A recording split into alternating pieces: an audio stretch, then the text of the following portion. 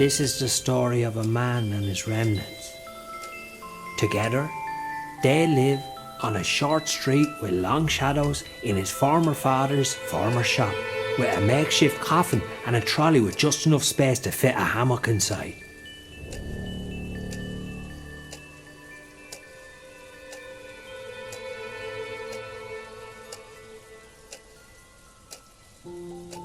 Although the shop happens to be located within the city limits and sits not too distant from its incessant centre, this man has managed to make it a boarded up memento of uninteresting disintegration to the outside world.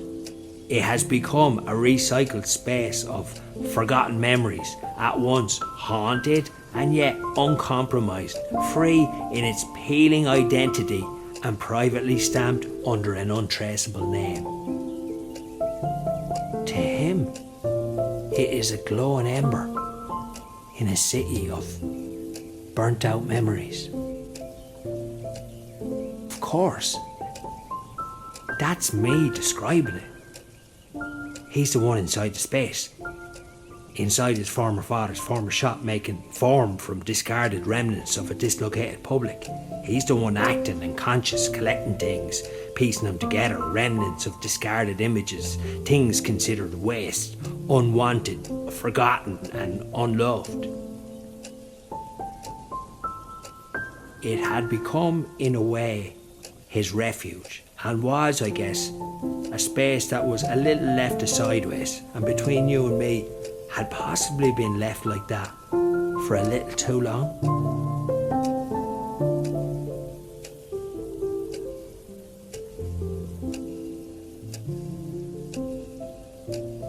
Anyway, each and every day, he would wake up and recall his memories.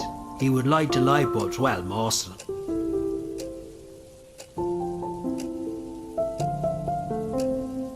Crank what needed cranking, reset the clocks, sit in his own space and try to hold down a polite, two-way conversation with Yorick.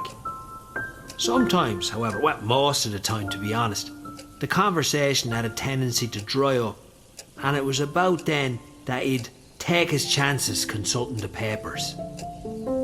Most of the papers were terrible for conversation, however, and they usually remained sat in a sack, waiting to burst out with a little too much enthusiasm.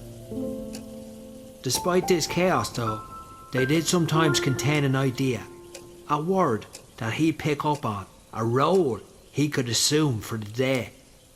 And anyway, Yorick would probably not stop jabbering on at him if he did try and leave an idea lie. On this particular day, he came across the words, the underlying import of the current economic situation, and it got him thinking. He didn't really put much import in money, but he had learned to busk on the street, and it had been a while, and well, Yorick really loved that kind of thing.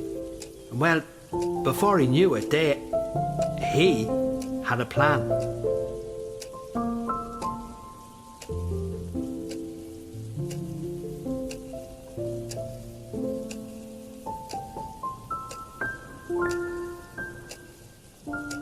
Now on some occasions, not often, but in that time out of mind, well, he sometimes got a silent phone call. Silent and safe, so nobody knew when it called but him. And he knew when it was calling, even if it did irritate the newspapers and the plans they had been preparing, so sometimes he didn't answer it. He did, after all, have a choice. But sometimes, well, he had to make a decision.